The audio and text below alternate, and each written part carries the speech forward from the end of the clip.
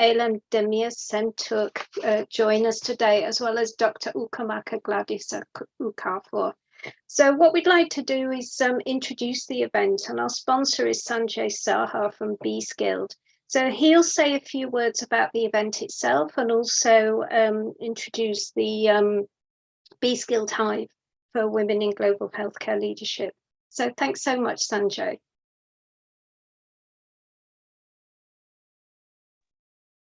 Thank you so much, Hilary. Hello, everyone, and welcome to the inaugural talk for the Women in Global Health Leadership community. I am Sanjay Saha, founder and CEO of B-Skilled, and I invite all of you to be part of this community on the Hive platform. I would like to begin today's discussion, or rather webinar, by asking a simple question. What is leadership? Fundamentally, leadership is about guiding and impacting outcomes. Anyone who has the ability to do that is essentially a leader. This community on Hive is about changing this perception that only people who are at the top levels of an organization or a system should have leadership qualities. And when I say people, I mostly refer to men. The Women in Global Health Leadership community on Hive is our effort to keep pace with the changing trends of the sector, where more and more women are joining the health workforce and will eventually require appropriate guidance and a support network to effect meaningful change at their workplace, and eventually in the process will share leadership roles with men.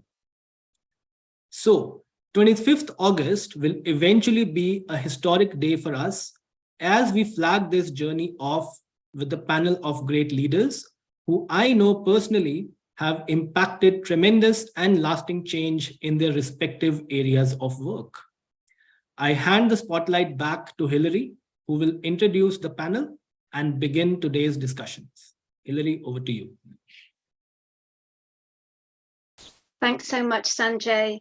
So I'd like to quickly introduce the panel, including myself, as a facilitator for the event, and then go through the objectives of, and also give you an overview of today's programme.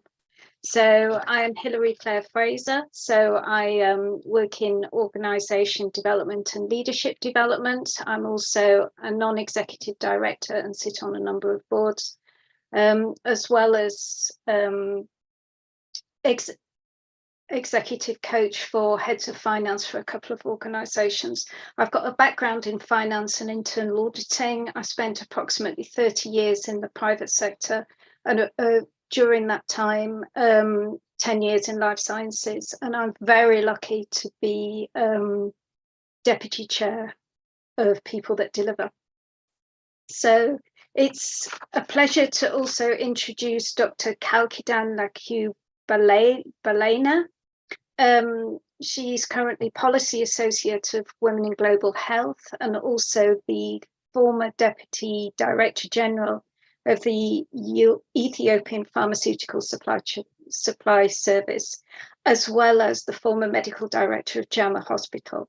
Dr. Kalkidan has an MSc in Public Health from the London School of Hygiene and Tropical Medicine.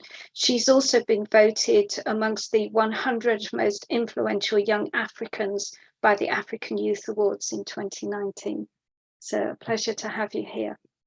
I'm also really happy to welcome Dominique Zwinkels, who's the Executive Director of People That Deliver, which is a very influential international NGO hosted by UNICEF with big name sponsors from the Global Fund, Gavi and USAID. She brings more than 20 years of experience in international development in over 30 countries. And her work focuses on supply chain, particularly for healthcare. So improving livelihoods, food security, nutrition. So again, welcome and so good to see you. Also very happy to introduce Eylem Demir-Senturk, who is a valued member of my professional network from my time in life sciences. She's the founder and CEO of Women on Stage, who she set up this organization as part of her engagement and commitment to preparing and supporting women in leadership and professional development, which particularly given her background in regulatory affairs with big and specialty pharma, is not always so easy. So as well as acting as a role model during her corporate life, she's continued that as a founder and entrepreneur. She brings international and cross-cultural perspectives from her scientific and technical education, and she's also got an MSc in applied psychology. Welcome. And I'm really happy that Dr. Ukamaka Gladys Okafor is here, and she'll be presenting the Be Skilled Global Women in Leadership community network for us. So she's the director for Lagos Zonal Office, and she brings over, and she's also a senior leadership figure of the Pharmacy Council of Nigeria, as well as a regulatory scientist. And she brings over 30 years in the private and public health sectors. And she's got particular interest and focus on public-private partnerships in healthcare going forward. So again, welcome and good to see you. So what would be great is to go through an overview of this talk, so the objectives and also what will happen over approximately the next 2 hours. So our aim is to bring together women professionals from different countries and job levels. So we've got a cross-section across at least three continents just in this panel alone. To discuss and also to share how women can shape their careers and also moving towards leadership roles and also succeeding once they've achieved senior management positions, if that's what they want to do. So we're going to have panel discussions, fireside chats, and we're really happy to welcome your questions in the Q&A. There will be time for Q&A sessions, and if you can post those in the Q&A using the Q&A button at the bottom of your screens, that would be great.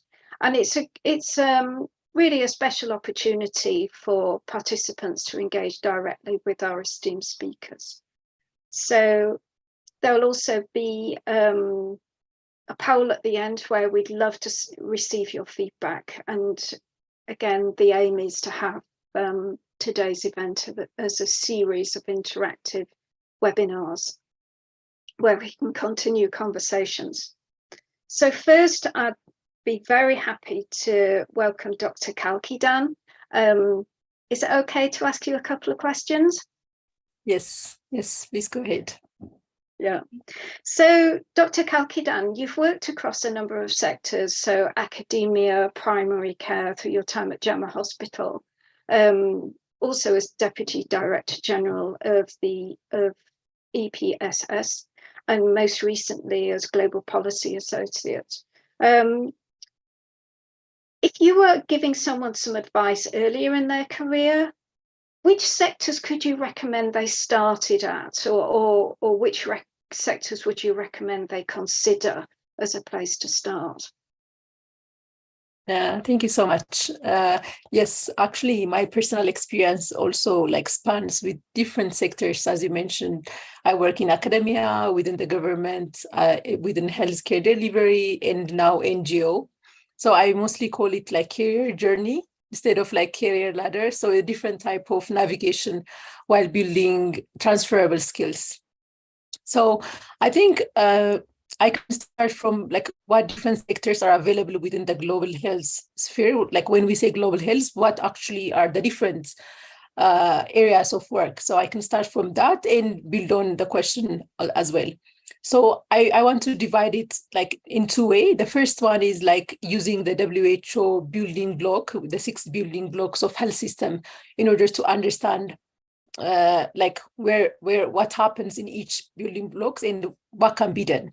So the main, for health professionals, most of us who started working within the health sector, we start mostly within the service delivery, which is like working within the primary care, hospital, clinics, like also within the community, preventive service, mostly delivering care. So those are like those of us, like especially doctors, nurses, midwives, or professional pharmacists, mostly start our global health journey through this path. So that is something one person can consider starting from. The other one is like the medical product technologies, which includes also the supply chain, pharmaceutical supply chain procurement and distribution, which I used to be part of, which is part of delivering the essential services. So it's so much aligned with the service delivery, and it's one of the other building blocks one could work on. So they could work on with the like quality of medicines, they could work on especially in the supply chain and until the last mile delivery. There are different areas work can be considered. So this could be a national, at a national level, regional level, or international level. The other one is health workforce, working within the health workforce development within human resource for health, what we call human resource for health.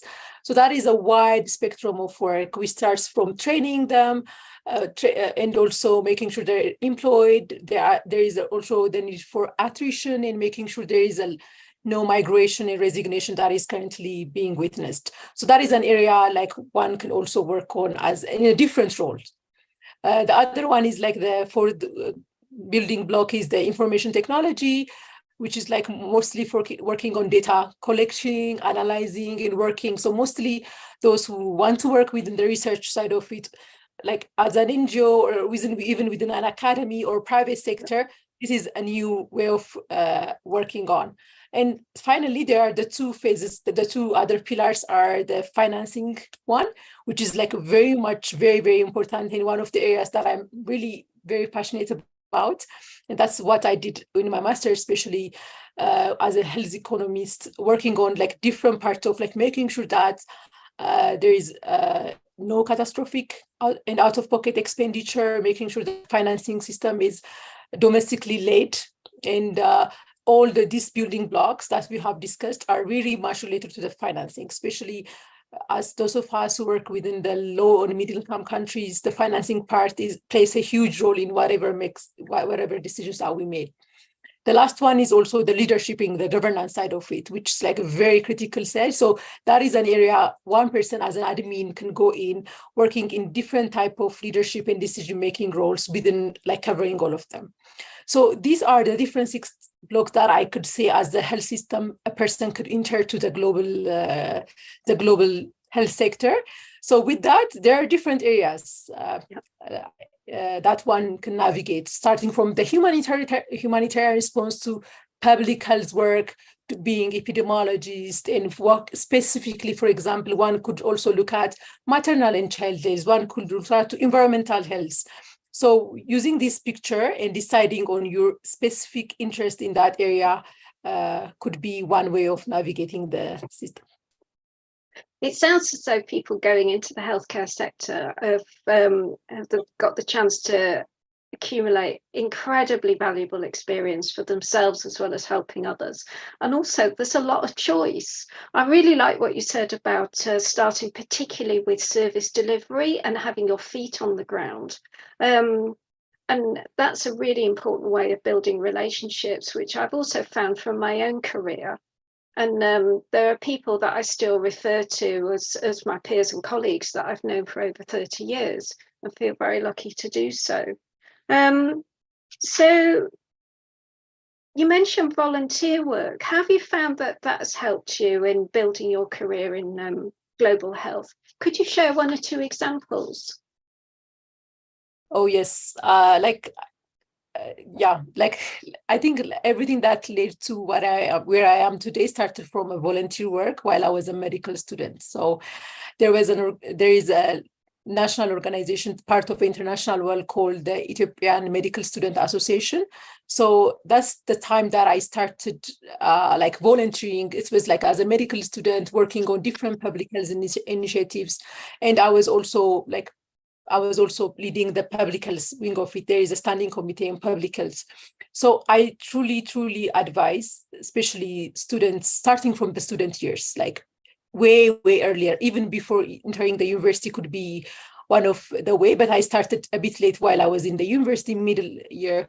So it was a very, very enriching experience in a way that you would have a practical experience of what you're being taught in school, and actually you can see your perspective change through the experience, and your priorities, your like focus of specialty change throughout the process. So that's a very, very important part of it. But after the practical experience, having that networking opportunity early on before like graduating is a way of stepping stone for your career.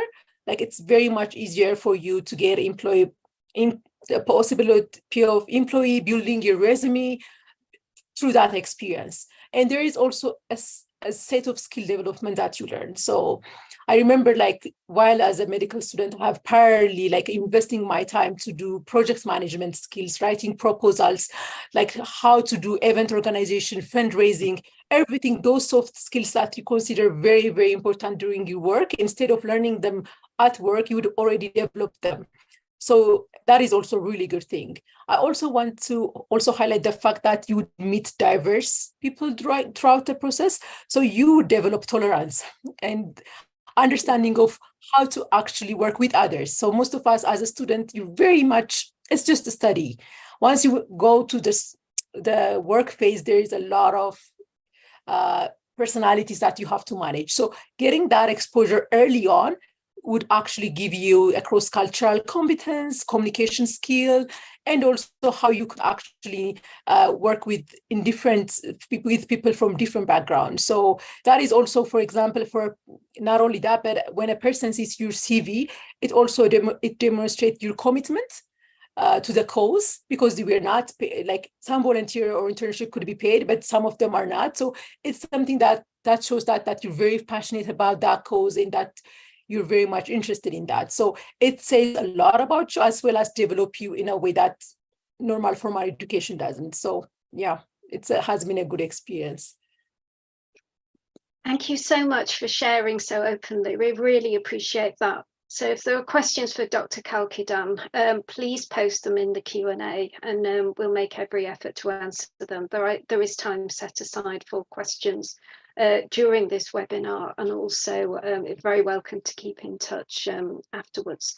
And as mentioned, this will be a series of events. So again, Dr. Kalkidan, thank you so much for being so open and sharing your insights and experience with us. So I'd love to go on to Dominique Swinkels.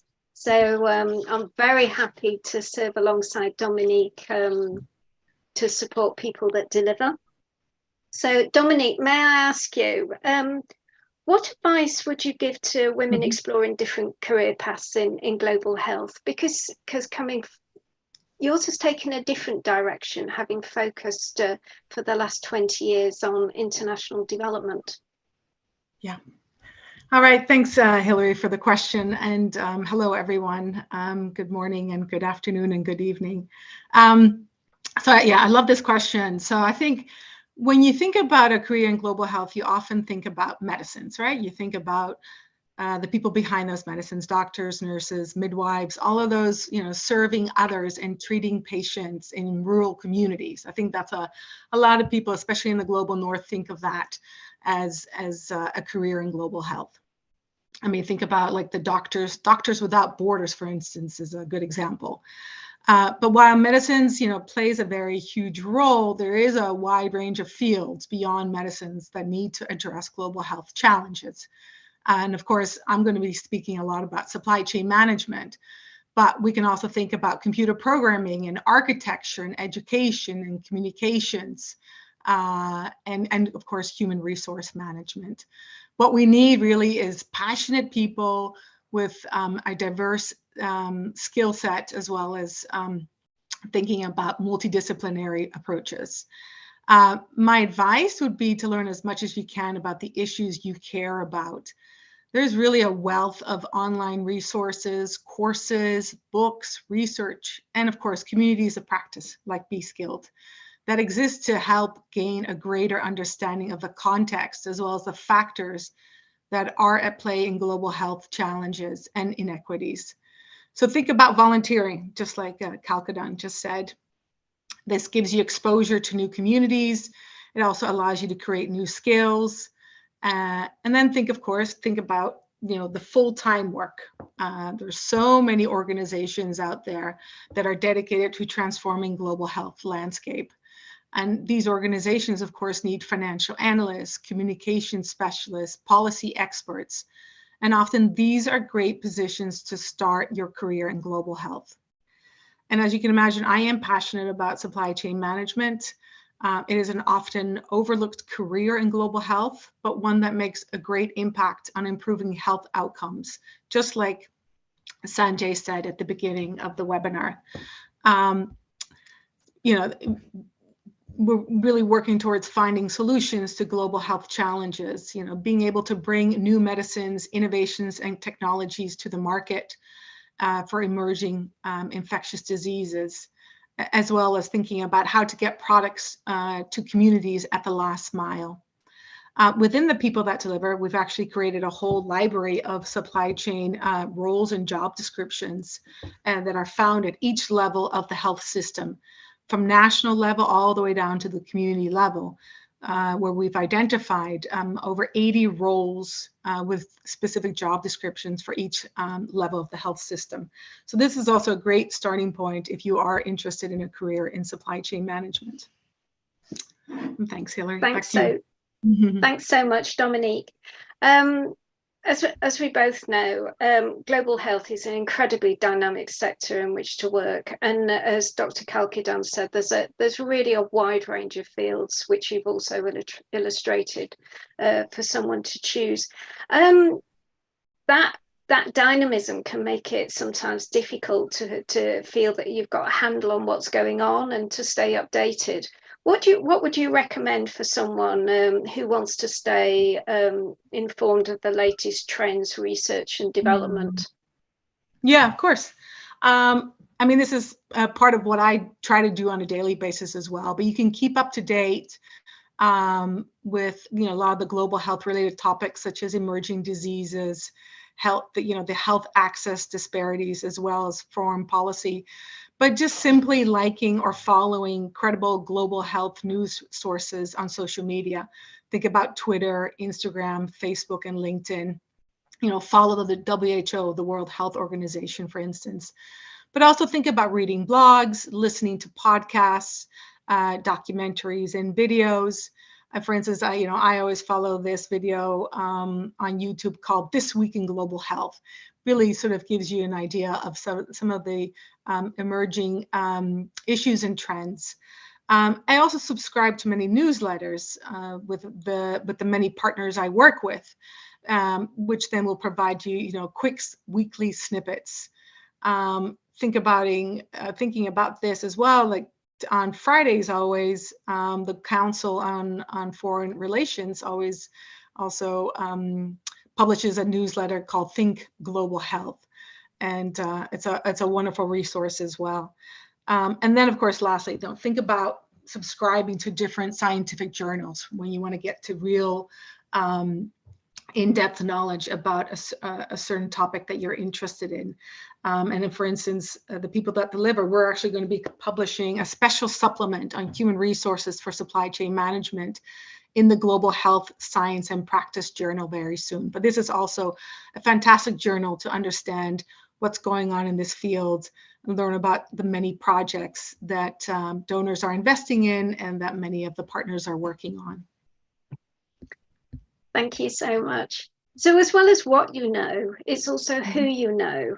So how has networking played a role in your career, and what would you recommend for someone who feels that they need to build a network, especially if they're again early in their career or coming back after a career break?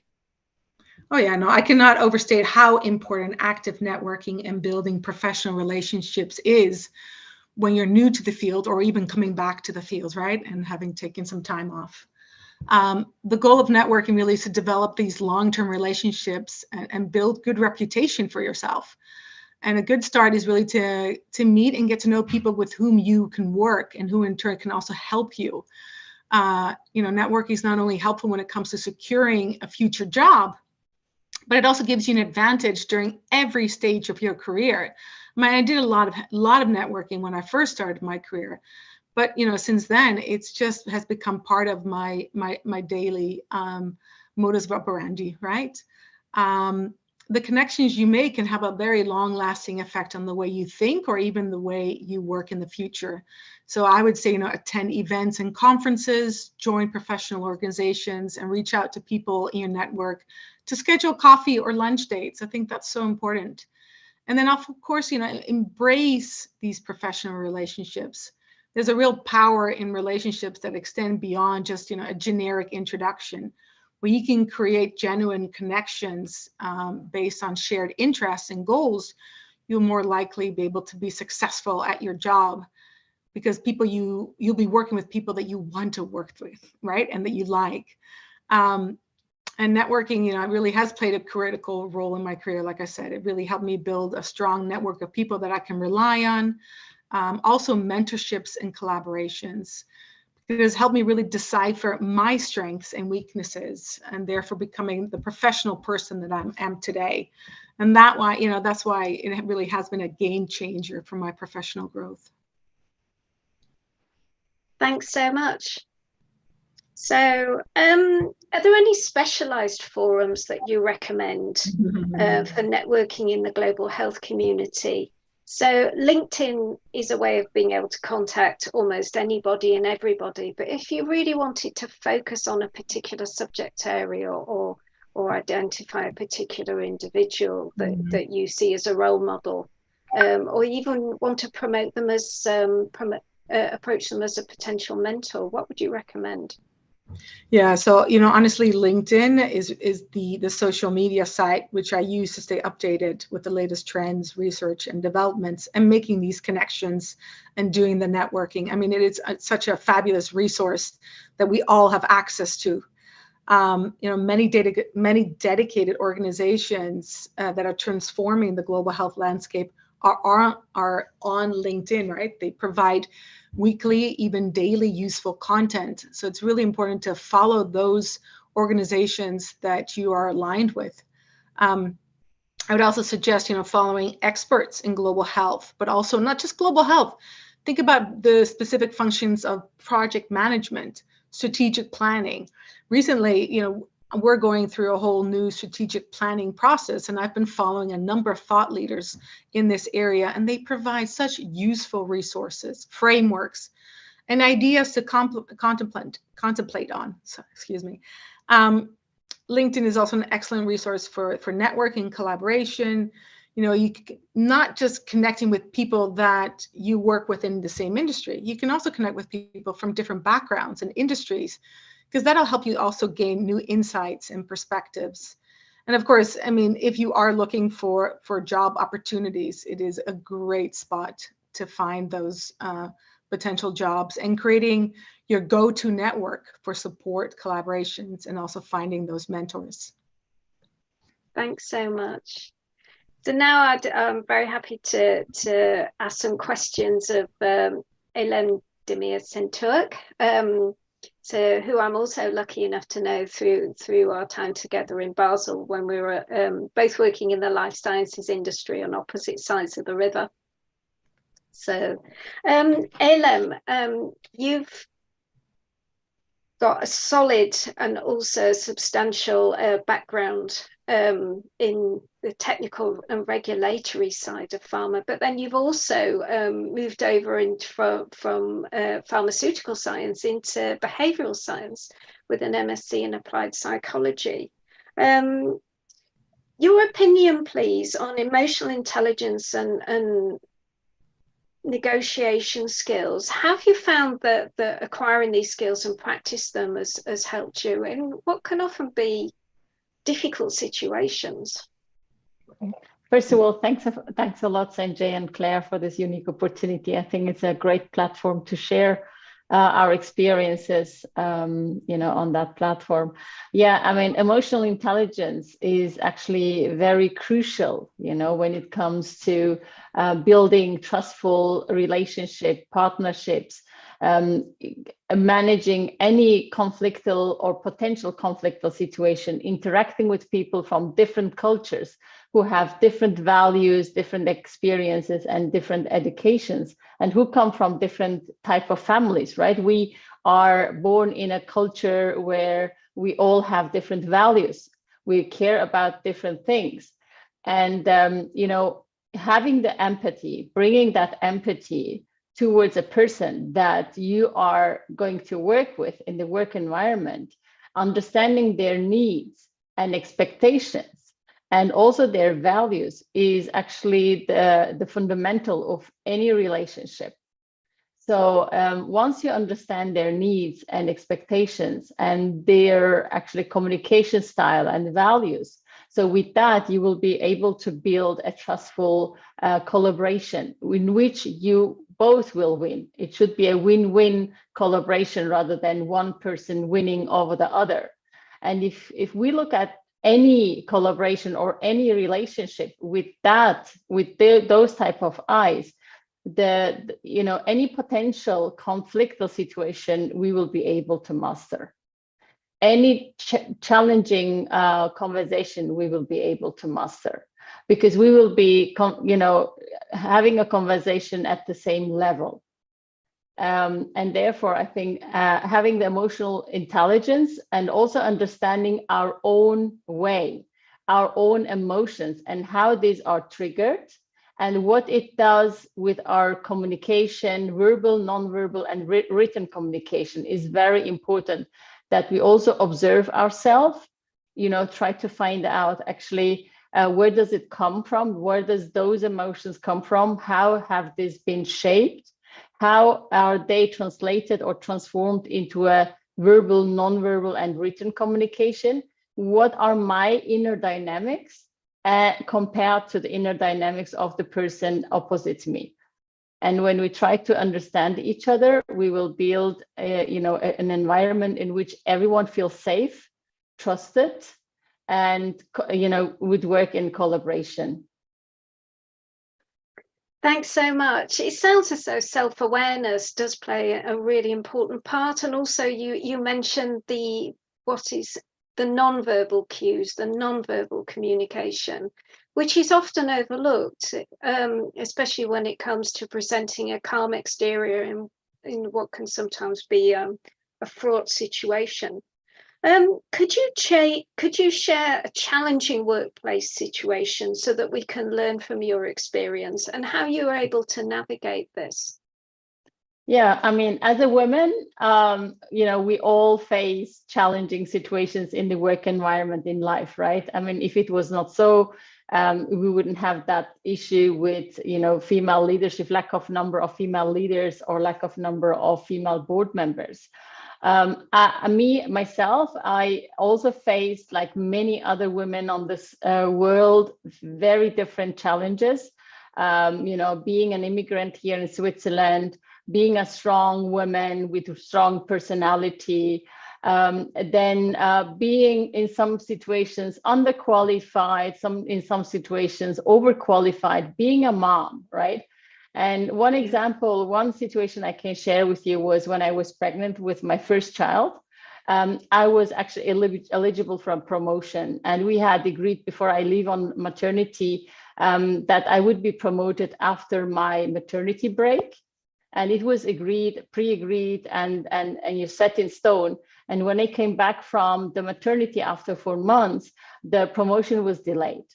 So in the beginning, it was just like, let's have a look, and how it goes. And then after a couple of months, it became concrete that they're not going to promote me. And the excuse was actually, you just came back from maternity. We don't want to stress you. We don't want to, put you in a stressful environment, give you more responsibilities, take it easy and take care of your child. And with that, I started slowly removing some of my projects without my agreement. And this put me actually in a conflictual situation from my side, because I was fully back, full time. I was really dedicated. I loved my job. I loved what I was doing. and I was promised a promotion, and that promise was not kept.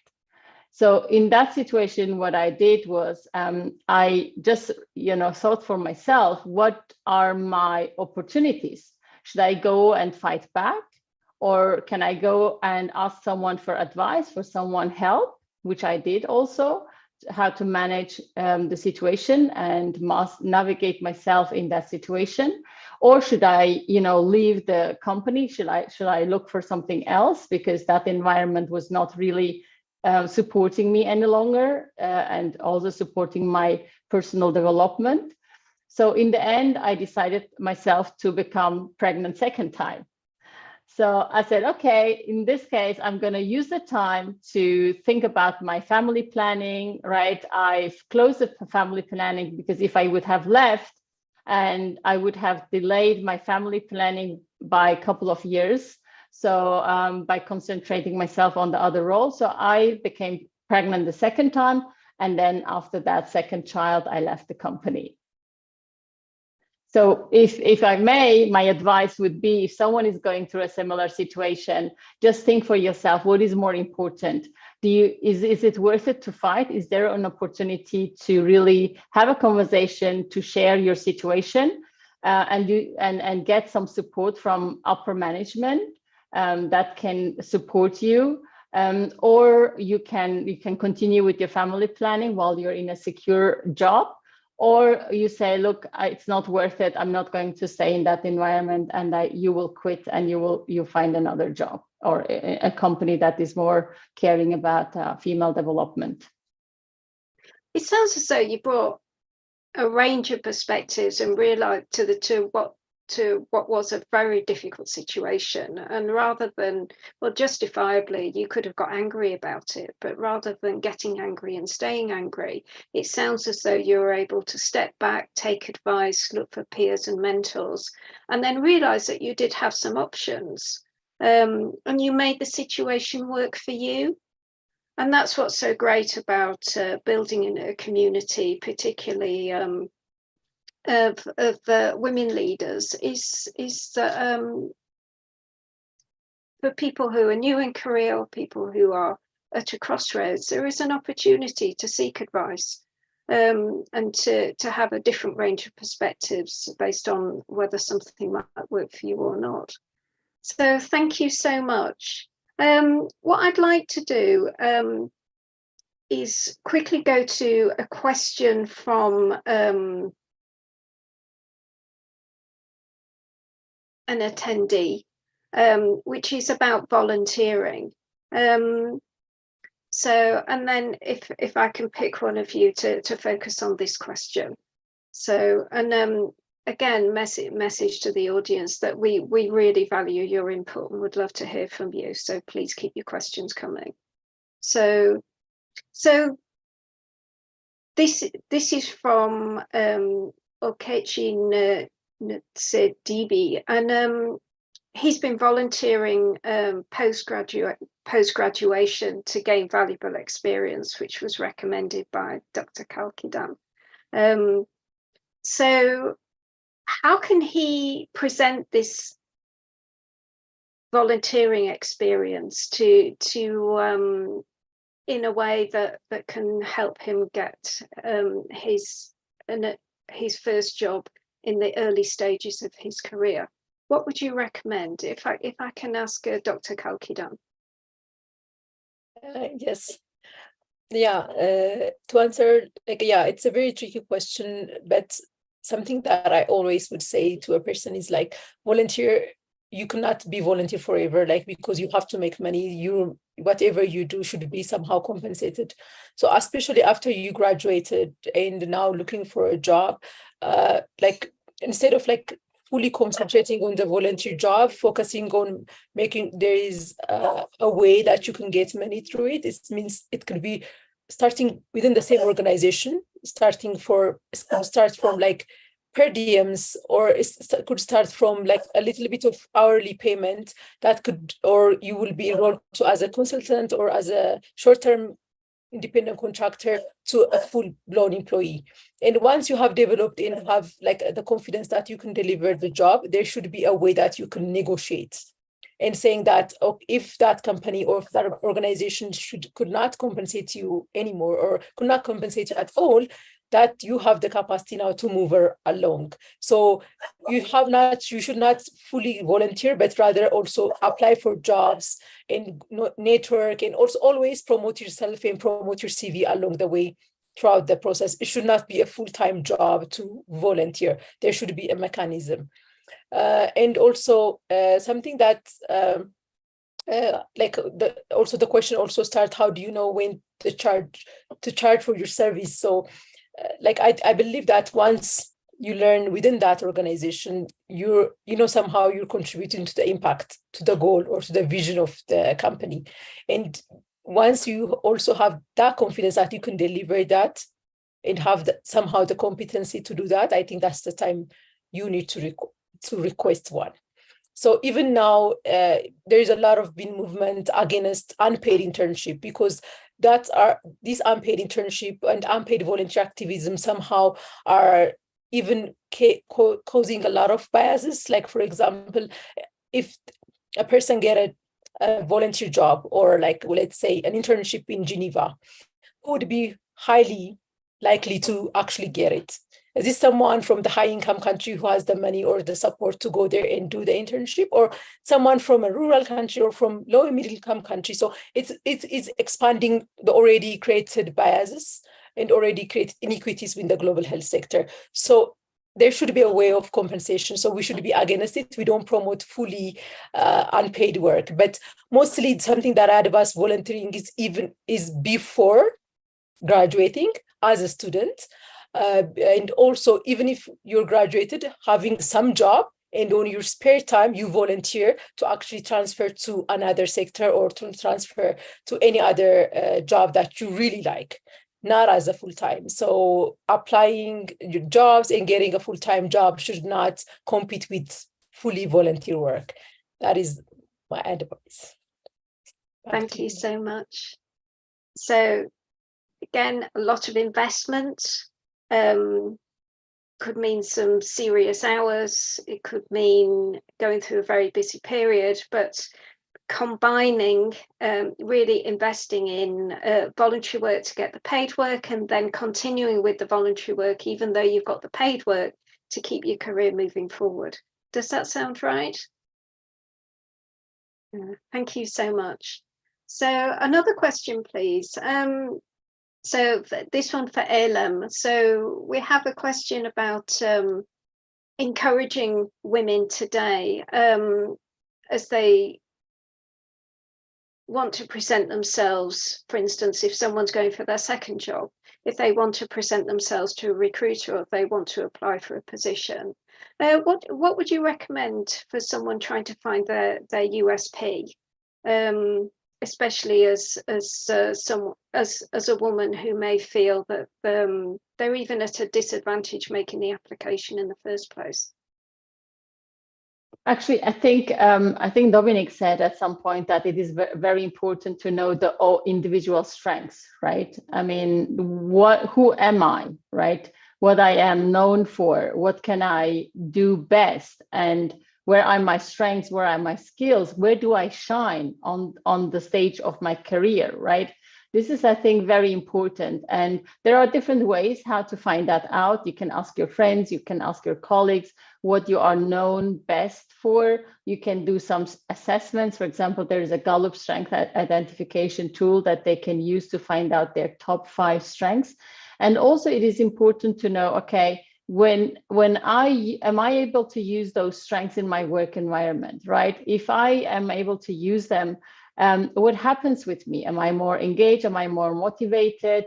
And do I really shine? And is that environment really something where I can use my strengths? I think that is very important to really get to know yourself from an individual perspective when you plan your career, or when you want to design a career strategy, or when you want to move between companies or jobs. And this is to have like your profile, create your profile with your strengths, with your how resilient are you, what are your, how quickly can you adapt into a new work environment, what are your needs, expectations from the corporate culture, from that environment, from the team lead, from the team members, and what do you bring to the table? What added value do you have to that role, to that team, to that department, to that company? So these are all very crucial and important information that we need to think of and also include at one point into our CV, which is our digital kind of fingerprint, right? Digital identity. I would really advise everyone to think about, to ask friends, to ask colleagues, to ask peers, and to do certain type of assessment. And I'm also here, to help if they have any specific questions after the panel discussion. Thank you so much. Yeah, the advice of how important it is to ask is really valuable. It's very easy to think that it's a sign of weakness or a sign of failure, but people do love to give advice. And actually, by asking someone, you are paying them a compliment, and also it's steps forward to building your own network. So thank you so much.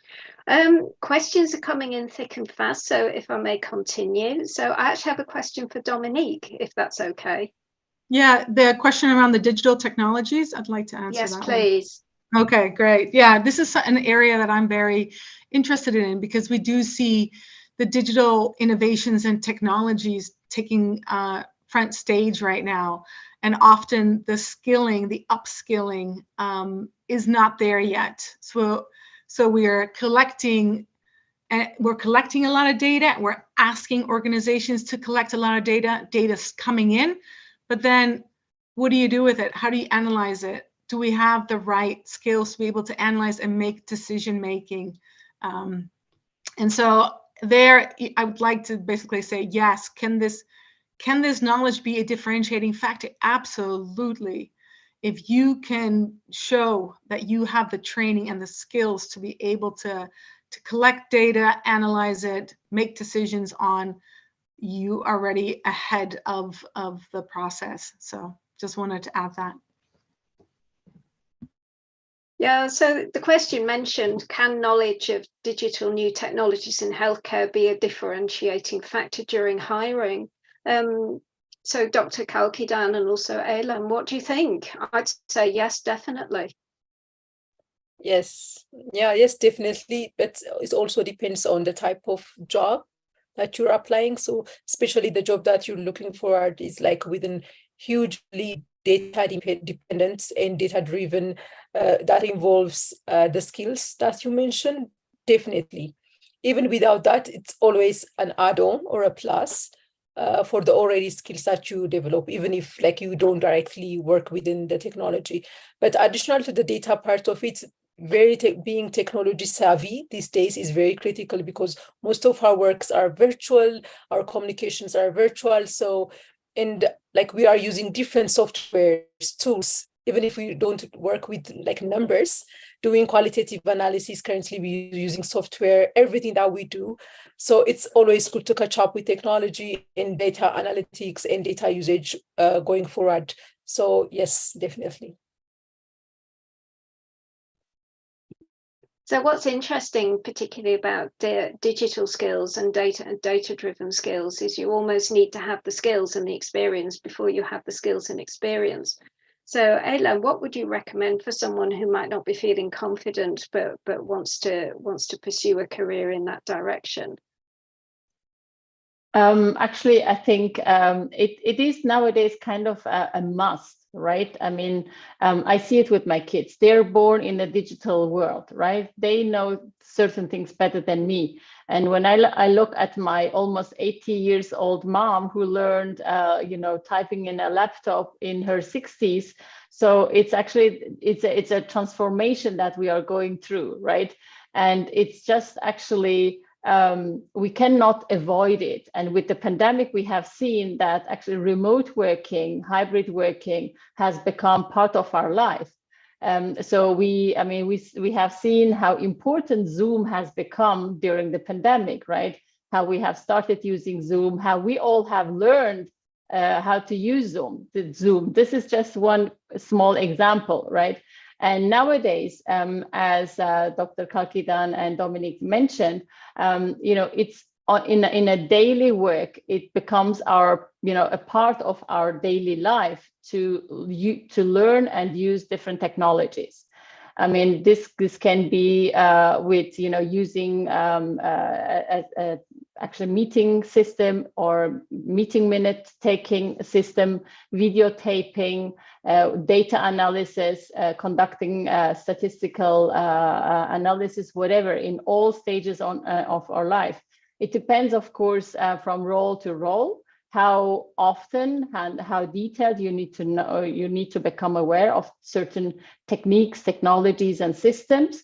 But again, when we talk about the roles that are currently being transitioned into, transferred into online roles, or also companies that are undergoing digital transformation, I think it's everywhere. We need to know and become aware of all those different technologies that we need to use in our daily life or daily business life.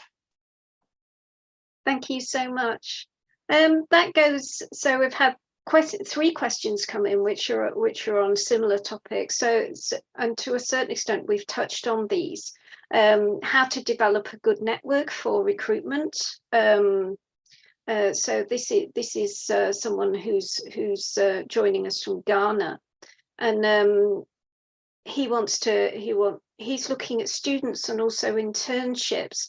And again, I think we've mentioned LinkedIn as a way of being able to reach out to people beyond boundaries and borders. So Dominique, please. Yeah, just interesting, in Ghana, actually, the KNUST University, the Kwame Nkrumah University of Science and Technology, actually works together with Arizona State University in the US to run the Center for Applied Research and Innovation called CARISCA. And that's a really great spot to find students and internships and the research and innovation. So just wanted to highlight that specifically for Ghana. Thanks so much. Sorry, Hilary. And I also did see a question around, let me see, sorry. It was yes, pursuing a PhD in logistics, supply chain, and purchasing. Yeah. So just wanted to highlight as well one of our coalition members, which is the Regional Center of Excellence at the University of Rwanda in Kigali.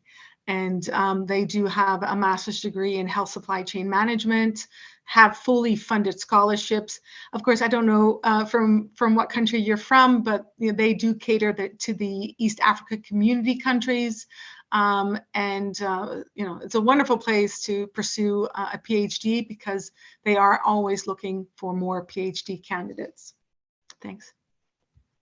Fantastic. And we've got a question about someone who wants to take up a virtual voluntary role. So this would be something that would be working completely virtually, which is an interesting one. And again, a way of being able to build their digital skill set. So their digitally enabled behavioral skill set, as well as gaining valuable work experience. What would you recommend? So, for instance, Dr. Kalkidan, what would you recommend? Yes. So, for example, I can give an example of our organization who actually is completely currently remotely working virtually. So we sometimes, those who want to work within the global health, focusing on gender equity within the global health, there is an internship recruitment fully virtually. Since even the staff, there is no specific office. So these things has become very common. So if you want to do virtual internship, what you can do is identify organizations that actually accept remote internship and work, and like start applying to those and asking recruiters through LinkedIn or through common networks, you could look at it, because there are a lot of companies currently, especially in order to ensure there is inclusivity and diversity within their team. Instead of like having a lot of people move there, most of the internship are becoming virtual. So as Beth mentioned earlier, it requires a very much like discipline, commitment, and also the fact that sometimes when you don't connect with people, you tend to actually lose track of what you do, and you tend to miss deadlines. It's different working from home compared to working in person. So knowing that, and also having the skill of basic digital tools is very important to carry on. But it is a way currently that is expanding, and there is a lot of opportunities depending on your interest, whether it is in maternal health, child health, whether it's supply chain or anything, depending on your interest. There are a lot of opportunities out there, and you can also consider that. That is a good way of entering the hybrid and virtual work environment. Yeah. Thank you so much. And a question for Eylem. So for someone who's early in career and aspires to a leadership position, it can be very competitive, there can be difficulties, there can be challenges. What strategies would you recommend? So if you had to pick 3 areas to focus on for someone who's looking to move into their first leadership role, what would you recommend? Actually, my recommendation would be to really look at as a journey, as Dr. Kalkidan said earlier, and to split that journey into short-term, mid-term, and long-term goal, which means, to plan ahead, say, okay, where do I want to see myself in 10 years, right? Or 15 years. And then that would be the long-term goal. And then also look at the needs. Okay, what do I need to be there? Who can I reach out to that can help me, right? So, and then do that the same for midterm goal and then for the short-term goal. And then start with the short-term goal. Okay, where do I see myself within 1 year? Who do I want to reach out to? Who can help me? Especially leaders that are, a say behind the closed doors, right? Who can really move you from one spot to another spot, who can talk positively about you behind the closed doors. So as a mentor, as a career sponsor, have established this close collaboration with them, have a small network with people that are that become your advisor, your supporter. But at the same time, think about who are those leaders you admire, right? Because, for example, when a leader leaves the company, who follows them?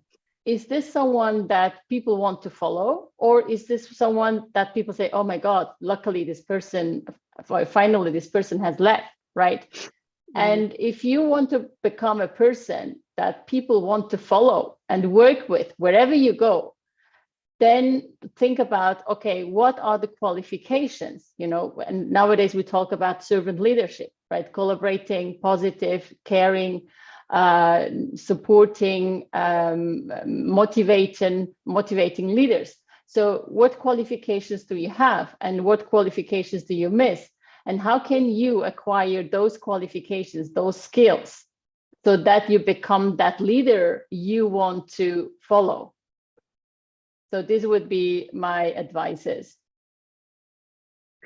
Thank you so much to our panel, Dr. Kalkidan, so Eylem and Dominique. Now I'd love to welcome Dr. Ulkamaka Gladys Okafor, who's going to share a few words with her to launch the Hive community for women in global health leadership. So Dr. Ulkamaka, I've been lucky enough to meet you, and you're also someone that I like and admire and respect very much. It'd be wonderful to hear your words. Thank you.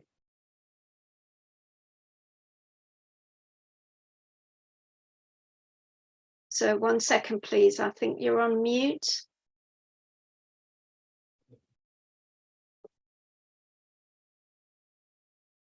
Hello, thank you very much. Certainly. Good afternoon, the panelists. Hilary, good afternoon to everybody and to all the participants. I'm happy to be here this afternoon, and I'm honored to be here today, which is an inaugural event to launch the community for young women leaders in order to support their careers and continuously provide opportunities for learning and development. The project is not only close to my heart, but it's also a paramount importance in today's world. In the global health sector, a glaring disparity exists that we cannot ignore. While women form a significant portion of the workforce, our representation in leadership roles is very low. This isn't merely a statistic on paper, it's also a reality, one that many of us have witnessed and experienced firsthand. Therefore, there needs to be a concerted effort in bringing women towards leadership roles in global public health sector. When we talk about leadership, we often envision qualities like resilience, empathy, multitasking, and effective communication. Interestingly, these are attributes that many women naturally possess as mothers, in addition to their soft skills of effectively motivating team members, empowering staff, leading by example, resolving conflicts, and building trust. Women have been the backbone of families, communities, and societies for centuries. They have managed households, raised children, and often juggled professional roles simultaneously. This innate ability to multitask, to empathize, and to lead with compassion makes women naturally adept for leadership roles. However, diverse leadership catalyzes better decision-making. A room filled with varied perspectives, experiences, and skills is more likely to come up with innovative solutions. And who is better to bring in that diversity other than women, who constitute half of the world's population? It is not just about representation, it's about the richness of thought, creativity, and innovation that women will bring to the table. While many women naturally possess leadership qualities, it's essential to hone specific skills to thrive in leadership roles, which women possess in abundance. And what are these skills? One of them is strategic vision. That's the ability to see the bigger picture, set long-term goals, and guide teams towards them. The second is effective communication, not just speaking, but truly connecting with people, understanding their needs, and conveying ideas.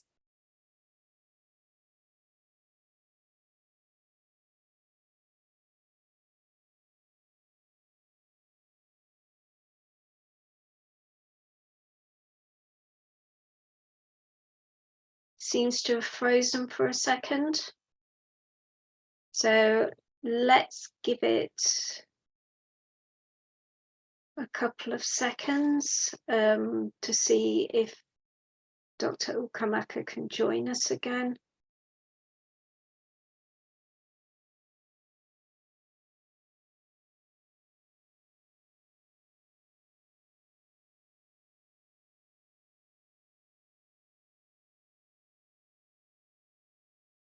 So I do have her speech and could read it out, but would be much, much happier if the precious words could come from her. Sorry, I lost network. Sorry about that. Not at all. Glad to have you back. Thank you very much. Continuous learning. The world is evolving, and so should our skills. Being open to learning and adapting is very crucial. And finally, as all of us have been saying here, all the panelists have mentioned that That is networking, building and maintaining professional relationships that can provide support, open doors, and offer fresh perspectives. Someone was asking about how they can build more networks. And from my own personal experience, even as we're having this webinar, I try to make more network contacts through this webinar. A friend of mine advised me, and I took that advice, that when I'm in a webinar of people that are of related career to me and a place where I want to practice and advance my career, I try to connect to everyone that is in that webinar. So the person that asked that question, and I advise, we are almost 100 on the platform now, and I advise you to connect on LinkedIn to everybody that is attending this webinar today. That's a very good way to build your networks. Now, why individual effort is crucial? Collective growth accelerates change. This is where the women in global health leadership community on health platform comes into play. It is a space designed specifically for women professionals whose ambitions result-oriented and driven by passion to make a mark in the world of global health.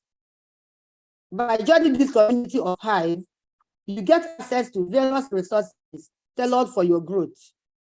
Whether it is learning from experts, networking with peers, or accessing curated content to enhance your skills, this community of Hive that we're launching today offers it all. More importantly, it gives you a platform to voice your opinions, share your experiences, and be part of a talent pool that is driving change in global health sector. So the community we are launching today is a very important community. And for those that are talking about how to connect to so many people and to network and to advance their career, you are at the right place. So if you are here today, once the link is shared, I advise you to join the community of Hive that is being launched today. In conclusion, leadership is not just about titles or positions. It is about impact, influence, and inspiration. And women, with their unique perspectives and skills, are perfectly poised to be the leaders the world needs. Let us embrace our potentials, hone our skills, and together create a brighter, more equitable future. And on this note, I want to declare this community of Hive launched today. I thank you for listening and being part of this platform was International Women Leaders in Global Health. Thank you very much. So you are advised to join. Thank you.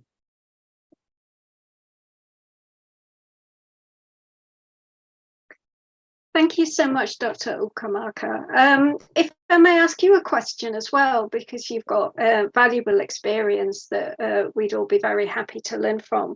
So how has networking and mentorship helped you in your career? Could you give us one or two examples? We'd appreciate that. Okay, thank you very much. As I earlier said, a friend of mine who also is on this call, I asked her one time that how do I improve my network? And she told me that when I go to webinars, I should identify persons. And if it's possible, I should connect to all. And if there are few, I should select the ones I will connect with, just like I've selected some names today I'm going to connect with. And then when I connect with them and I find out that there are some things I need, like recently I connected to a research community and I wanted to do a research consultancy, and I picked the leader of that, the person that convened that webinar. And I asked him that I would like to do research consultancy, how do I go about it? And he quickly gave me a name. So most of the times when you attend webinars, try to take those webinars very serious, because people that attend those webinars are also looking for the same thing that you're looking for. And or some of them also have what you are looking for. So networks have helped me a lot. And you know that when you connect on LinkedIn in particular, like Dominique has said, I'm connected to her. Anything she says on LinkedIn, I get it. So it's good to be on LinkedIn, to be on other platforms, because anything that they are sharing, you are getting it. Most of the times they share so much information that you cannot even analyze all of them. You can't use all. So you have to use your own discretion to locate the ones, identify the ones that you actually need, and focus on them and work on them. And whenever you need help, don't fail to ask some people to mentor you. Recently, I've gone beyond mentoring. I now go to people, I said, I want you to coach me. And coaching means that they're holding me on their hands and working along with me. So people are ready to help. But the only thing is that we need to open up ourselves and ask questions, and we get help. Thank you very much.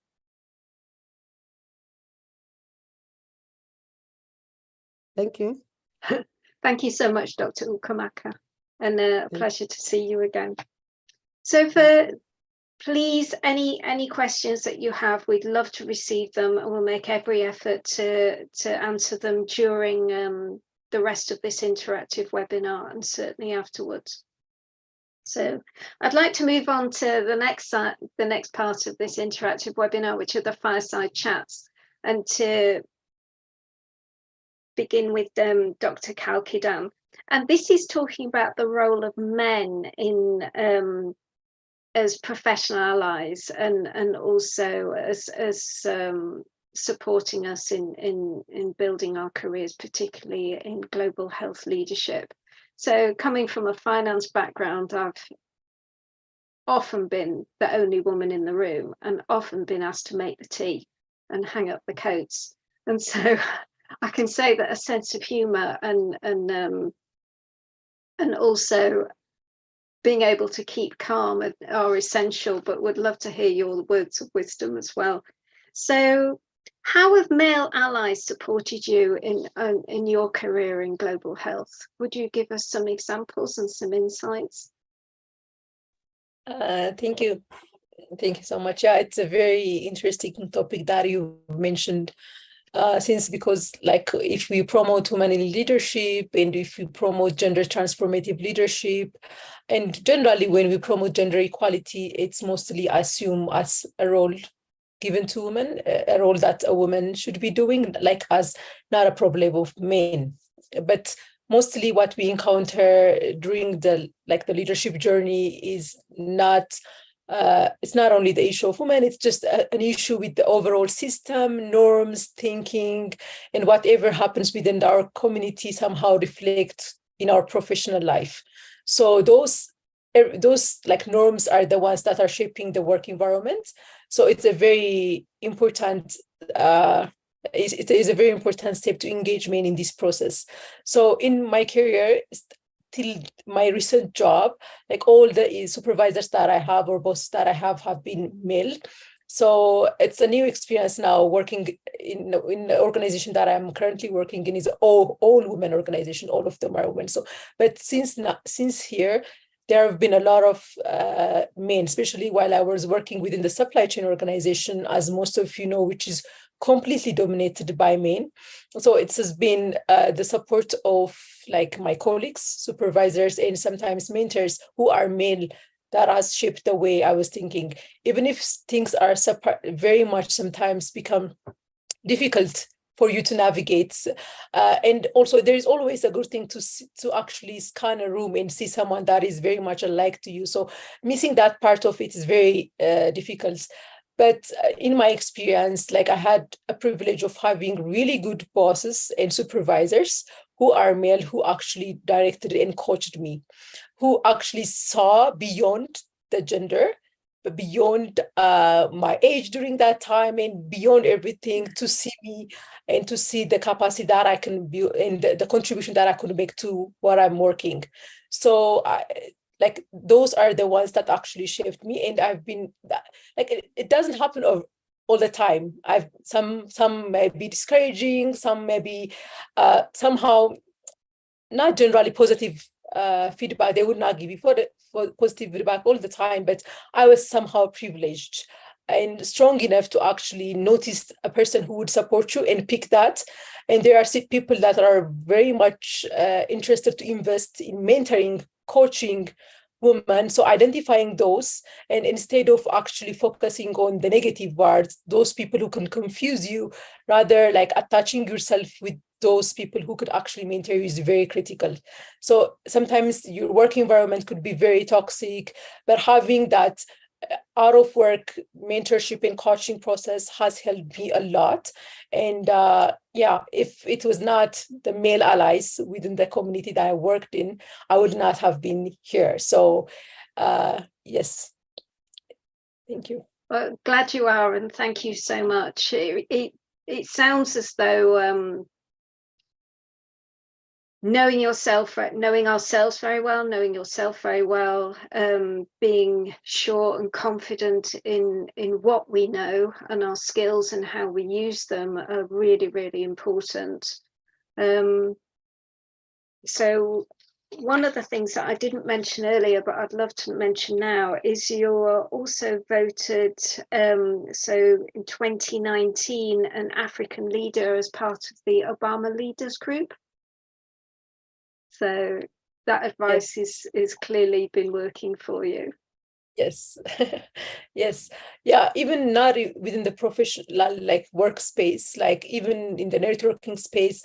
And like you mentioned about volunteering, additional to the volunteering, I've been into a lot of fellowship programs, the Mandela Washington Fellowship, the Obama Leader, and other Young African Leaders Initiative programs that I've been involved. So not all of them are women, not all of them who have been supporting me and coaching me or not. So it's the contribution of also the other male colleagues that helped me. So yeah, it's a very important journey with the male allies. And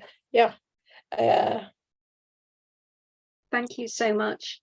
So there's some common misconceptions about the role of men in promoting gender equity. It's very easy to replace one set of stereotypes with another and think that every conversation with a male counterpart is going to be a battle.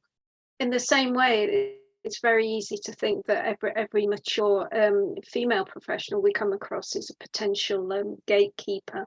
How can we address these issues in the global health community? How can we overcome these misconceptions and move forward, in your opinion? Yeah, the first thing is to identify those misconceptions, because there are many, many misconceptions that we can list. Once we identify them, there is a way of actually dealing with them. And mostly with the male allies and everything, something that I already mentioned is that gender equity is only a woman's issue. That is the main misconception mostly we hear about it.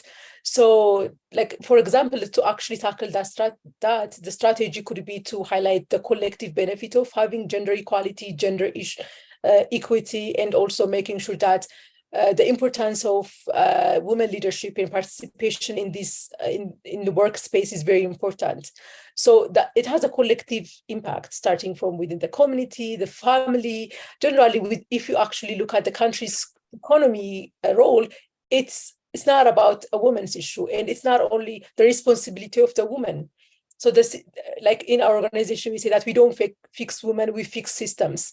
So the environments that we work on, the system is the ones leading it, and women are not the only responsible individuals to fix that. So that is the most common misconception we need to tackle. And also another one is something is about, it's not always when we promote gender leadership or gender equity in leadership, it's not about only gender equity or like gender parity within leadership.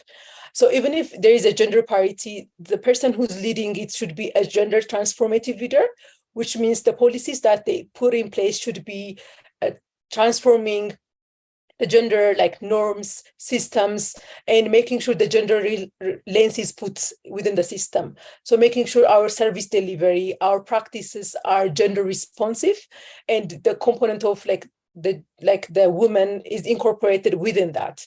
So that is also the other misconception. Okay, now we have like 50% of women are leaders are women. Okay, my board is like 50% of my board is like women. A person would argue saying that now have done it. That's not the way to do it, but those leaders who are put in place, the male or the woman, should be gender transformative thinkers.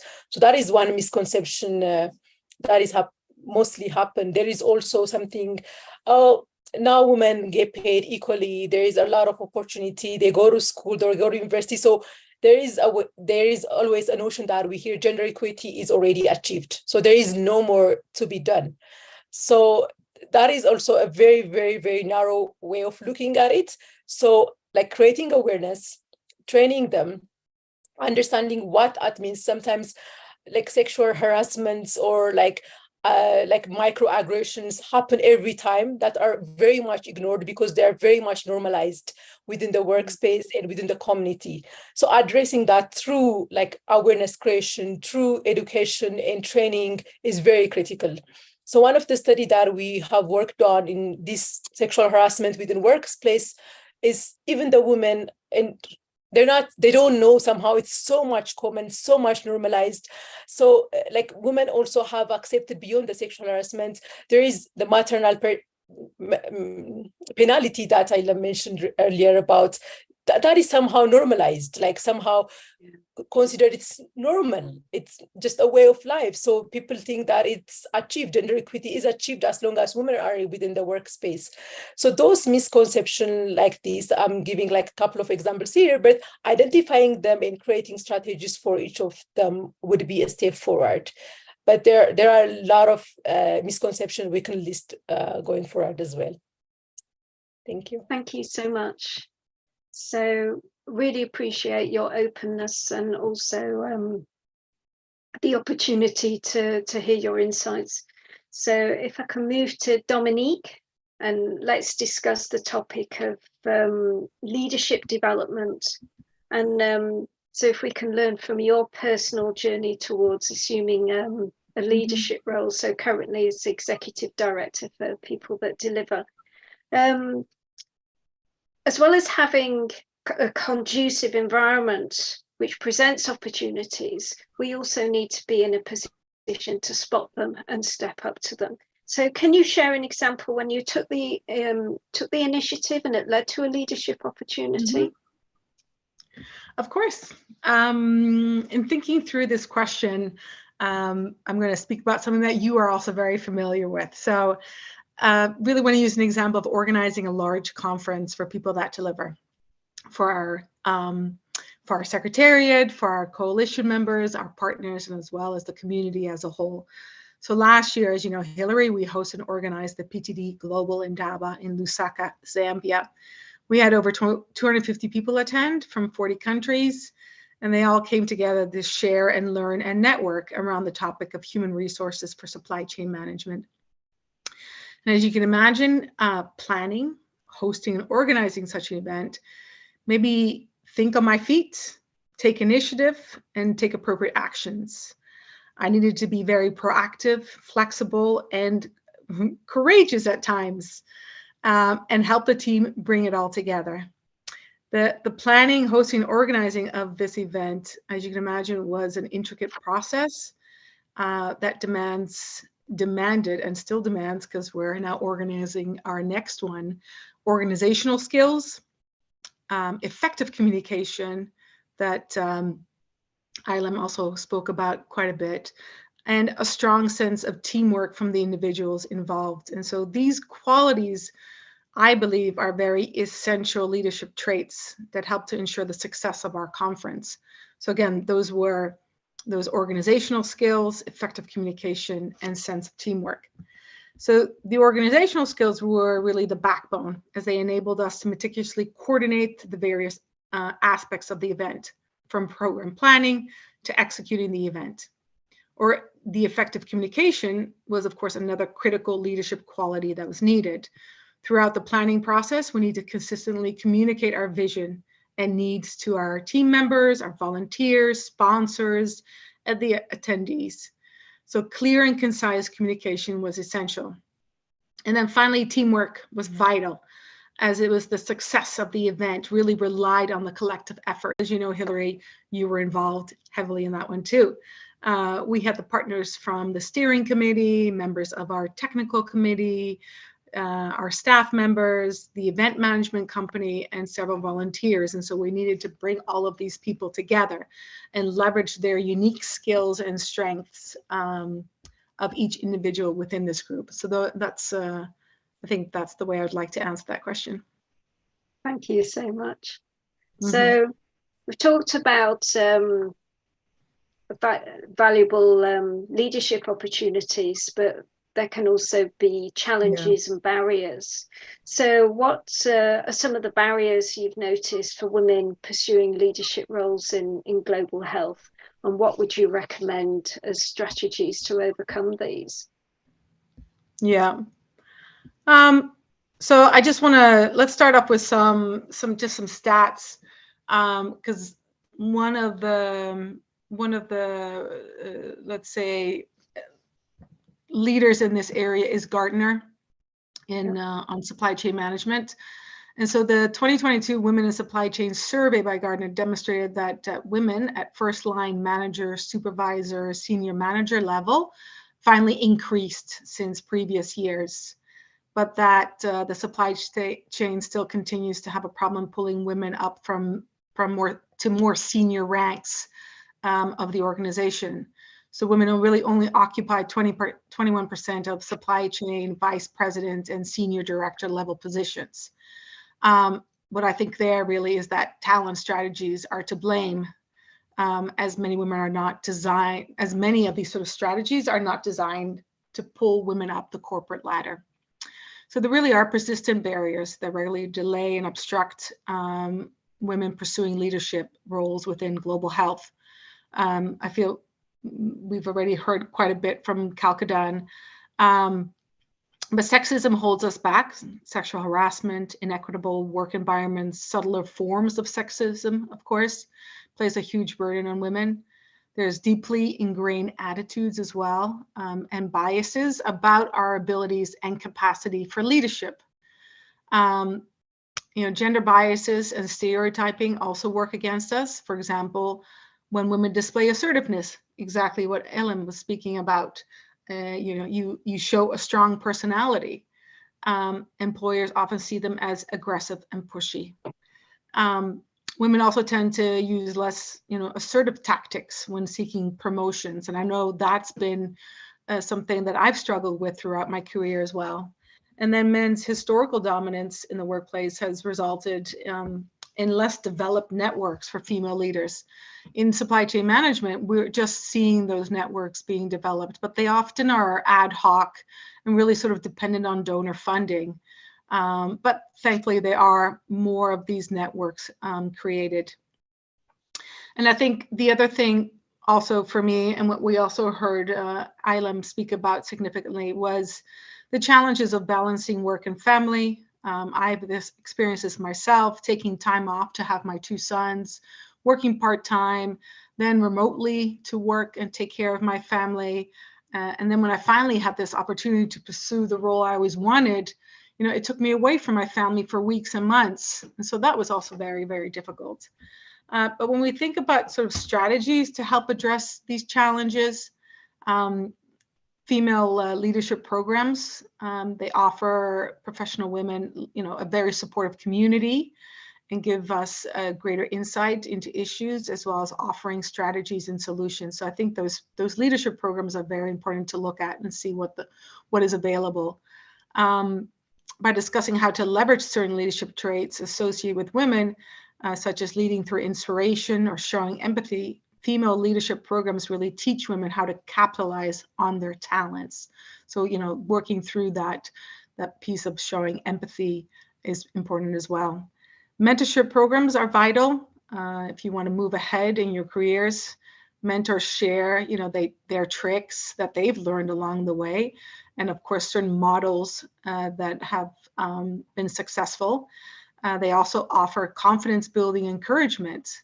I have currently an executive coach who helps me and encourages me as well. We also need effective communication about career advancements. I think this is truly very important. We must learn to skillfully and consistently communicate career advancement goals and desires to our supervisors. Have that continuous discussion with your supervisor about how you can, create opportunities within your career, as well as wanting to attain certain goals. we can also eliminate barriers by working with human resources to influence company policies and promote equity. Yeah, that's that. Thank you. As someone who's had to battle over the years, one of the things that still makes me feel sad is when I hear that someone say, "Oh, I didn't have it easy. Why should they?" But that's the whole point. So we have been through the struggles, if you like, so that other people don't have to, and to go forward with that mindset, but also to have those platforms for mentorship, for community building, like the Be Skilled community. It will really make a big difference. So can I add something so here, much. Hilary? Pardon? Can I add here something to what Dominic said? Yes, please, because I'm about to come on to you. So this is a really great segue. Thanks. So actually, I fully agree with everything that Dominic had said, and also Dr. Kalkiran said earlier about leadership. I mean, I just want to share a very recent example with a company here in Switzerland, which is a pharmaceutical company. I was supporting a woman that was going to move into that company into a real leadership role. And she was pregnant the second time. I mean, she still is, right? And she was the selected candidate, and they were going to offer her the role. And then she disclosed that she is pregnant, and when she is due, right? Then when she was going to start right after the maternity, and they started making the whole situation complicated, right? They started offering her timelines that would mean, you know, breaking the maternity leave and starting like after 2 months of the maternity. So, and this was really challenging, and it is still challenging. And, you know, it is actually by labor law, you are eligible to stay at home 16 weeks, right? And then continue or start your work. And she said, okay, let's start at the 3rd month, right? I can do an exception and arrange myself and start at the 3rd month. And they said no. So, and this was for me a sign again, how challenging it can become for a top leader that is female. If this was a man becoming a father the 5th time, nobody would have questioned that, right? I think this is one of the challenges, like, because we are women, because we are mothers, because we are expecting a baby, this could be one of the reasons making our, you know, leadership career more challenging. Thank you. It is depressing that still happens. However, it does. So it's a great opportunity to talk with you about workplace navigation strategies. And so for the colleague that's having to go through that very difficult situation, what kind of advice would you give? So what kind of strategies would you recommend for if someone needs to take a career break? And it can be for family, it can be for health, it could be for study, but then comes up against these situations, let's be polite and call them that. What would you recommend as a way of navigating this? Yeah, actually, I mean, we all see, you know, the different challenges on a health perspective, which includes mental health, you know, the mental health, physical health, you know, having an accident and going through a challenging situation, becoming a, you know, disabled, handicapped, or suffering from workplace bullying, burnout, because, you know, there's such a huge level of stress in the work environment, which is basically increasing. So, I mean, it's a problem that's not only on the individual basis, but on the societal, but also on the corporate level. There is a kind of a problem here, because companies, we have seen that also over the last couple of years with the pandemic, that companies had let people go, and the role had to be distributed among, instead of 3-5 people, it was just handed over to one person. One person had to do work of 3 people, 5 people. And we see that, right, in the healthcare industry, that companies are and organizations are letting people go. And with that, the level of increase in the work environment, the level of stress is increasing within the work environment. And of course, depending on how your coping mechanism is, how resilient you are, you can develop different strategies, but at one point, whatever you do, you can be burned out, and you would need to, find some time off to really get some treatment or some support to take a break.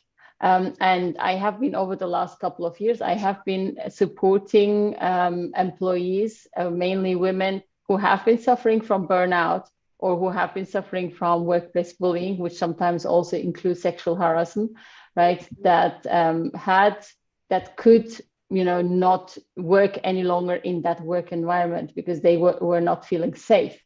They and their body had started resisting, right? In this case, I think my advice would be, and it happened to me, I faced workplace bullying twice in my career, until I ignored all the signals that my body and mind was sending me. But at one day, when I woke up, I could just move my eyes, but not the body. So in that respect, I think it is really, really important that we sensibilize ourselves, what signals is our body is sending to us. When do we feel insecure in our work environment? And also, what does stress mean for us? Right? I mean, I had to learn what stress means for me. What is my definition of stress? What is definition of, feeling safe in a work environment? When I feel stress, what are my needs?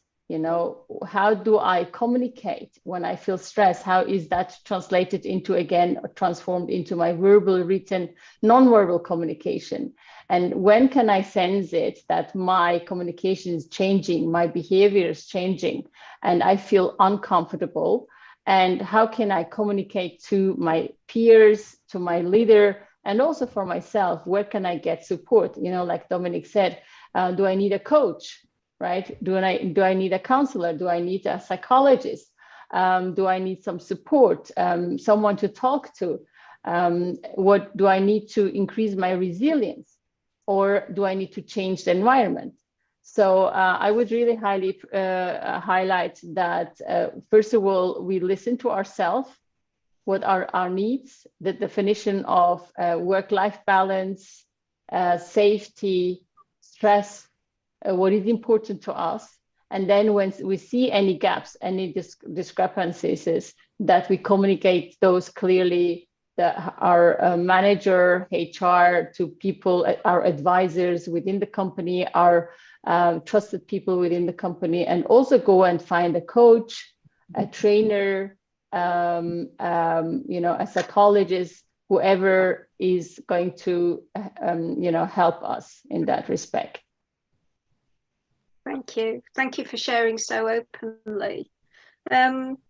So one strategy can be actually to try and work our way through a situation, which I've also applied before. And there have been times when that has worked, when I know that something, for instance, if I've been a part of a project and it's going through a particularly intense phase, but a project inevitably comes to an end. But there can be situations where it's part of what you described so eloquently as a very toxic culture.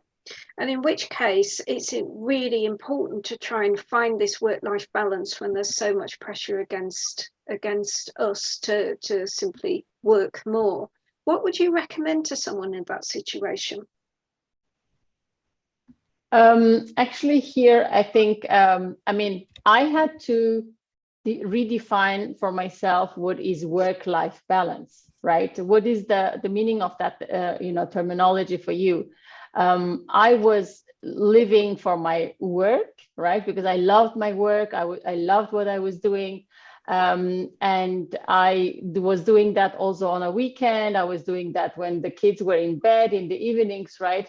Until I found out actually this is not right? So I have to set boundaries. I have to find ways to relax, I would really, I mean, it's really individual on an individual basis, right? How important is your free time? How important is your health? How important are you to yourself? Because you can change the company, you can change the role, you can change the country, but you cannot change yourself. I mean, you can improve yourself, but there's only one you, and you're unique, right? You can increase your resilience, you can increase your coping mechanism, but you have to find that you need to understand what this work-life balance means to you. I mean, for me, working is part of my life. So it is, I have a work life, I have a private life, and sometimes they overlap, but it has to be, there needs to be a healthy balance, right? For example, now as an entrepreneur, I don't work on weekends. The weekends is free time for me and my kids and my husband, right? For my family members. I don't work after 8 o'clock. Sometimes, yes, there are days where I work almost 24 hours, but then I try to compensate it the other day or find other days where I can compensate it. So I think it is really on an individual basis. As long as you feel healthy and safe and secure and surrounded by people that you can go and ask for help and support, it's okay. But as soon as you feel, oh, actually, I don't feel so well, I need some help, or I need to change something, then I would really advise to go someone who either has been through similar situation, or you find a career coach or a coach, a therapist, and you get some real support, professional support. Thanks so much for your insights and advice, and also for sharing your experience so openly. I really appreciate that. So we're now at another Q&A session, and I'd love to go back to a question that came through earlier. So this is from Helen, who says that she's currently working as a nurse, so she's focused on healthcare delivery, and she's just finished a master's in global health implementation. And so she wants to make that important career step, as Dr. Kalkidan mentioned, where she's moving from primary care, but then exploring other fields. So what advice, so if I could start with Dr. Kalkidan, but I think this is a really great question for all of the esteemed panelists. So what advice could you give to someone who's moving to the next stage of their career after investing in both early career experience, but also gaining a master's degree, which is a significant achievement, but then also, as we've said, being able to maintain some sort of work-life balance. So if I could start with yourself, Dr. Kalkidan. Yes. So the first question that I would also ask you is, this transition could be in different ways, because some people would maintain their service delivery or their clinical practice while doing parallelly their public health, like working within the public health sector. So they can divide their time 50-50 or like 70-20, depending on their interests. And there is some individuals who completely leave the clinical practice and become a public health specialist working on that area. And so some people, you have to choose between them. Like it's not like mandatory in a way, but if there is an opportunity for you to work both, there is also, that is a possibility that you could explore, because that is something a lot of professionals ask me myself, because I completely shifted from clinical to non-clinical practice. And after you invest a lot in the process, it could be very tricky to leave that. So but deciding on that would be a very critical step for you to invest in which area. So once you have identified it, the second thing that you can do is if you don't have like a practical practice of the public health practice within the global health sector, like the master's that you took, the first thing that I would advise you, instead of completely leaving your nursing job and transitioning, is like starting, as we mentioned earlier, internship, fellowship within organizations bigger organizations, or being involved in research, in global health research work, in different partnering with different universities could be a way for you to taste the water, whether you actually want to invest more in that instead of leaving the practice by itself. Sometimes people tend to come back. A lot of doctors and others would leave the profession and may not be happy somehow about it, and they come back saying like, oh, I would prefer to do clinical work, deal with my clients and patients. So tasting your water through like once per week investment could start, and going forward, you would just find yourself going like completely transformed. That's what happened to me. So when I started working within the public health sector, within the Ministry of Health, I was like, it's just for 6 months. I just want to see what's going to happen. And I'm always a doctor. I'm going to back to the hospital. It's just 6 months. And I think now it's been more than like 5 years since I actually saw a patient, because I started loving it, practicing it, seeing the impact, and doing the work was very much interesting to me. So I prefer this. So I would suggest that you do a step-by-step transition through like internship, fellowship programs, as a research assistant, working, volunteering within the university, depending on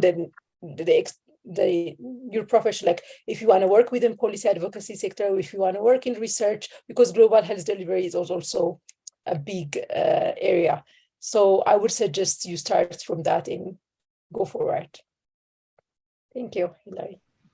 Thank you. Hilary, I just wanted Yes. to add that I think on top of all these amazing suggestions that Kalkanon made, was also just thinking about which kind of global health organizations work in your country that are working on specific topics that you're interested in, and just trying to make the connections with either people that you know that might work there, or have connections of people that work there,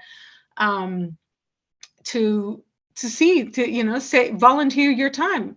Perhaps they have a project that they need some a volunteer for. It's a great way. Like when I only mid-career, I started doing another master's degree in public health nutrition, and so the mid-career is very hard to start a whole new career in a new industry. But I volunteered my time on different projects, just reached out to people and see if there was space and availability, and there was, and that's where I was able to gather some experience as well.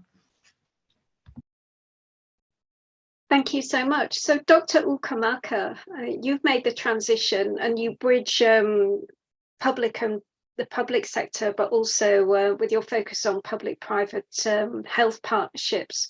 So that's really quite a unique situation to be in. What would you recommend to our colleague? I'm still in public service, but the public-private partnership that I coordinate is on behalf of my office, because many of our mandates and our schedules in the office are done with the private sector. And apart from that too, in Nigeria, the community pharmacy has always been the first point of contact for people that are seeking for health. So we try to integrate the public services into the community services and the private sector that we are talking about. But apart from that, I am a pharmacist. I was once in clinicals and community before I went into administration and regulation. And while in the administration and regulation, I also on my own went into public health. And that was how I met people like Dominica Linswell, like Sanjay, like you.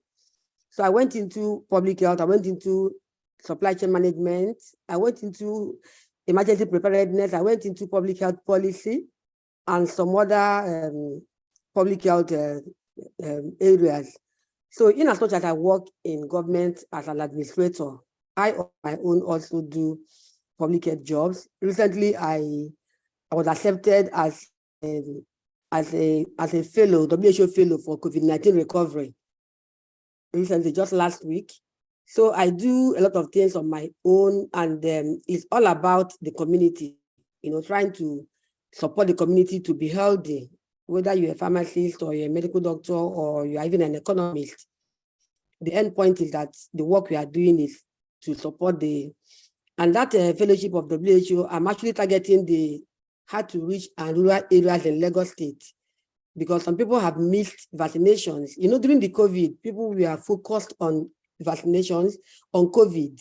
People were afraid, even those that are having chronic ailments like hypertension and diabetes, they were not taking their drugs. Some of them were just talking about COVID. So there's a lot of areas that we need to recover. So it is when you follow, just like Dominic said, when you are on social media, you are seeing the trends happening in global health, then you begin to position yourself in areas of need where the world internationally will recognize you. If the world is talking about COVID-19 recovery, then you should be talking about how do you support your community to recover from COVID-19. So these are the areas that people can look at when they want to veer from their primary assignments to some public health areas of work. I don't know that I've answered your question, but that is my own perspective. It's certainly given some, thank you too, that's certainly given some very valuable insights. So Ailem, you've not only transferred professions from pharmaceutical science to behavioral science, but then you've also made the big jump from corporate life into entrepreneurship. So what advice would you give to someone who's looking to move to the next stage of their career out of where they've been working previously? Okay. Yeah. I want to, are you talking with me or? With Ailem now, please. Okay, thank you. Thank you. Actually, you know, I was an entrepreneur my whole life. I started working when I was 7, and in the corporate life, I know it's a different constellation. But I think being an entrepreneur can be something small. You know, you can become an entrepreneur with an idea. You can become an entrepreneur with transforming something or coming with an innovative idea. So, I mean, I'm original from Turkey, and I come from a very poor family. And I started working at the age of 7, selling ice to hammams, right? People going to hammam, and I was like, oh, it was hot. They needed some cold water. So I was making ice at home, and and selling them to have cold, fresh water, right? I think having innovative ideas are being created in needs, right? When you're in a need, or when you see an environment that is in a need, or people that are in need, then you become creative, you know, and you start developing an entrepreneurship mindset. So I carried that on in my whole life. You know, when I immigrated to Switzerland, I was 12, and I thought, okay, I need to earn my own money. I need to become continue becoming financial independent, because since I am 7, I never took a penny from my parents. I always financed my own education, my own life. So, and then of course, when I moved into the pharma industry, so I thought, okay, how can I use my entrepreneurship mindset here? How can I improve processes? How can I help people to develop themselves, to identify their skills, identify their strengths? And today, what I do today actually was one of my core strengths my whole life. You know, helping people to identify their strengths, helping people to move up in their career, motivating them, inspiring them, making sure or helping them to believe in themselves, that they are unique as they are, with all they have, with all the colors, all the experience, education, skills, authenticity they have, you know, and we are all unique in our own way. And when I transitioned from pharma to, you know, Women on Stage, established Women on Stage 3.5 years ago, it was for me just a change of the name of the entity, right? Of course, I was in regulatory affairs before, and was doing marketing authorization applications and conducting clinical trials. But for me, the first focus was human being, you know, the human factor in that environment. So because we were working for patients, but we were working for humans with humans, right? If you were not motivated in that environment, if you were not engaged, if you were not valued, taken care, supported, you would not have survived in that environment. And that was always my focus. And today what I do is actually continue my passion. So my advice would be to really start identifying your passion early enough, right? I mean, already when you study, okay, what are you known for? What do you do? And when you do that, you lose the feeling of time, right? What people, when, do they come to you? What do they ask you? In my case, for example, I mean, I'm still in contact with my previous managers, and one manager I met a couple of weeks ago, he said, Adam, you know what? I always knew you would go one day in that direction, because you were the sunshine and you were the go-to person with any problem, private or business related. People were coming to you to ask for advice, to get some help, etc., and sharing their, private problems, whatever. And I think this is very important that early on what makes you fun and what you enjoy in life, right? Whatever you do. And that helped me knowing that. And of course, as a woman, this can be also a challenge, right? I mean, knowing what you want and knowing what you're good at, that could be also a challenge in your corporate life, because people, I mean, I was also a couple of times in my corporate life when I was leading teams, criticized that I should less focus on team development, more focus on strategy. Or I was not given an opportunity because I did answer during the interview. Like they asked me, okay, if you have to fire 50 people tomorrow, what would you do first? And I said, okay, I will try to help them to find the next level job. and I was like, oh, no, you should fire them and you should not help them to find a job, right? I think if you know what you love doing, then I think that half of the work is done.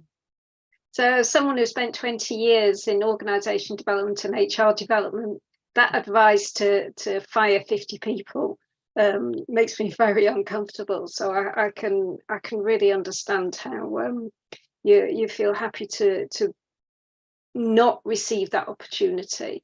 So one last question, please, because we're coming up to the hour. So we've had Fatima, who talks about how important it is not to underestimate the support of other women. And we've also had Yasmin commenting about allyship and what we can do to overcome women's gatekeeping, which sadly does happen. So Dominique, may I have your thoughts on this? Sorry, could you summarize? So we've had a few ideas there. Yeah. That's okay. We've had a comment talking about the importance of support from other women, and also from Yasmin asking what suggestions for what we can do to overcome women's gatekeeping, which sadly can happen. Yeah. I think that this area of women gatekeeping is very important. I am currently experiencing some of that within the organization that I work in, whereby we just really need to support, especially our young women who are often sort of challenged in their new roles and understanding relationships, navigating the system.